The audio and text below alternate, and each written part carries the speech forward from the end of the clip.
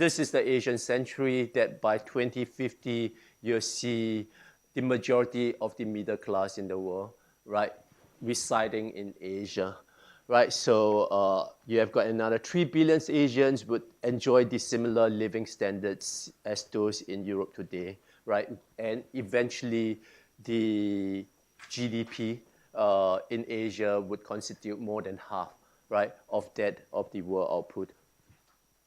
If we do not do something, right, if we do not try to make changes, and if we are not able to deal with all these complexities, then we might not realize that prediction of the Asian centuries. What then are we preparing our students for? And how do we want our students to be developed? What type of competencies do we want to be able to equip them, right? For them to be able to effectively navigate through this Asian century with all its complexities. I think in the education sector, we are probably facing these issues at the system level, at the provincial district level, and at the school level, right? The issue of quality, the issue of equity, and the issue of efficiency.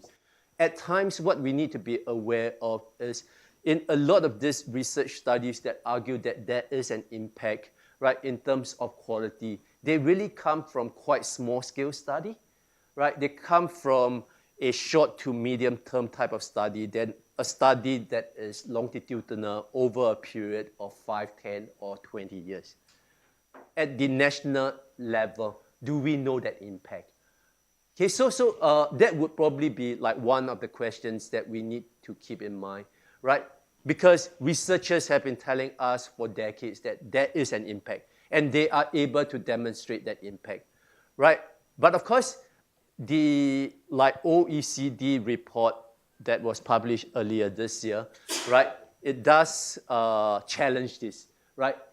In terms of trying to argue that the use, right, the frequency of use of ICT in schools may not have a significant impact in terms of students' learning outcomes. Right. There are many examples, again, whereby we are looking at how do we provide quality education, especially to the remote and rural areas in our country, right? Or how does it provide access, quality access to the students with the special needs, right? Or students with disabilities. And how do we provide access to the marginalized groups of the community? Not necessarily the female students, right? But the students from a particular ethnicity or a particular religion, right? Like how do we provide them with that quality access? And how could digital technologies like facilitate that, right? But we can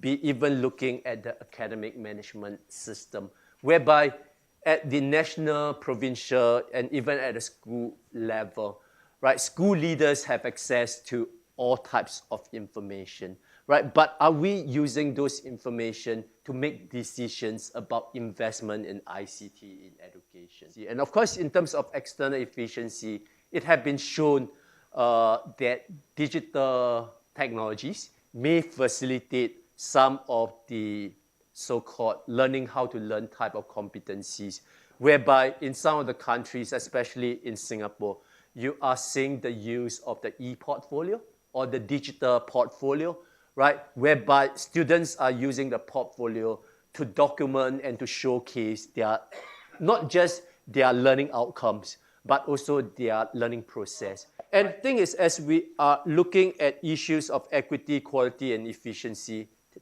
think the challenge at the project initiative level is always the sustainability, right? Could that particular innovation be sustained after the project money runs out, right? How do we create buy-in at the grassroots level? And of course, the scalability, right? We focus a lot in pilot schools and pilot studies, but how do we scale up these promising practices across all schools in the country, right? Or all schools within the district,